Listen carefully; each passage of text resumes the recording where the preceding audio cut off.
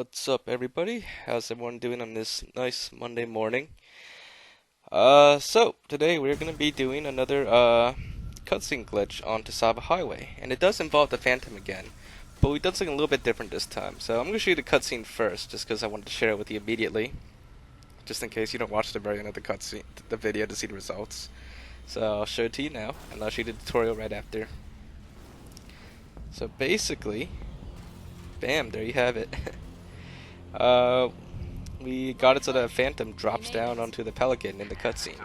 We wanted to, this originally started as an experiment to see. It was actually suggested by the Super Waffle from Termatius Trigosity, and we wanted to see what would happen if we dropped the Phantom on top of a Pelican in the cutscene. Would it crash the Pelican or anything? Would it shoot at the Pelican? Well, as you can see, it just crashes through the Pelican. It doesn't knock it down or anything. It's all looks like every object in the cutscene is all like no clip. So that's unfortunate. But anyways, so if you want to mess with a cutscene like that, just like in our other video with crashing the Phantom on the Tsavo Highway, you want to grab a grab lift right back there in that building, and then just once you get to this part of the mission, just kill all the enemies and wait for the Phantom to come in. Once the Phantom comes in, you're gonna have one person in a turret, which you'll see in a second. Now, while we wait for the Phantom to come in, I've always wondered, if you don't pay your exorcist, will you get repossessed? Ah, get it. Alright, so now that the Phantom is coming in, just make sure to shoot off the grunt off the turret, and once you've done that, just have one person use the grab lift, and then jump up to the turret, and try to get on. Now in the previous video, you would need more people on the Phantoms, and then one person to stay on the turret. But this time, we're doing it a little bit differently, because we want to keep the AI of the Phantom intact, so that it stays floating. So when that person gets on the turret, they just stay on. They don't need to get off or anything. See, they're just staying on. But you do gotta be quick at this part, because if you take too long, they'll die if they stay on. So you want to just drive on ahead and hit the loading point right up here. And once you hit it, you will teleport everyone and the Phantom with you. But this time, the Phantom will stay floating, and its AI is intact and will keep shooting at you, including the grunt on the turret as well. But you don't have to worry about that. You can even destroy the turret if you want, if it gets annoying. But just make sure you don't blow up the Phantom. Oh, and I did forget to mention, when you do this, you're gonna want the tilt skull on, because here comes the tedious part. It's probably a little bit more tedious than the previous video where we pushed the Phantom using the wraiths. But in this case, you want everyone to grab a Phantom, not a Phantom, grab a chopper, and just shoot at the Phantom with your chopper. And that's basically it. Just keep shooting it and pushing it into position. The Phantom won't blow up because you have the tilt skull on, so it'll pretty much last forever. So just keep shooting it towards the highway and then push it all the way down. You're gonna want to pay close attention to where you push it, because if you push it too far over the highway, it's gonna be a little hard to push it back. So yeah, this part's gonna take quite a little bit, but just keep at it and make sure you keep the Phantom lined up with the highway. Sometimes if you don't push it right, it'll kind of drift a little bit too far to the edge, and that's gonna be a little hard to push it back into position. Or sometimes you might accidentally push it into the mountain or over the mountain, in which case there's pretty much no way to bring it back, and you have to revert to the last checkpoint. So just be careful, and at least have someone keep an eye and make sure it's still lined up. Otherwise, you'll have a little bit of difficulty.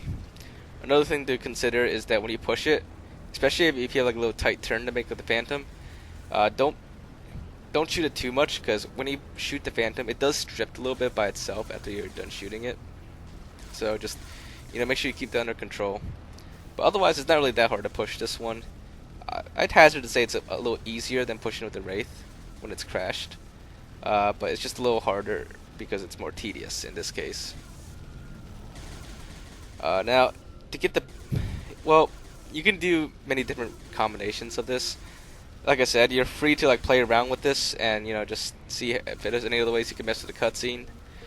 But the way we did it, we, as you saw in the first part of this video, if you want to do exactly what we did, you're gonna want to push the Phantom up a little bit higher, because as soon as you hit the last part of the mission, when you break the shields down, the Phantom will just drop down immediately, even before the cutscene actually starts.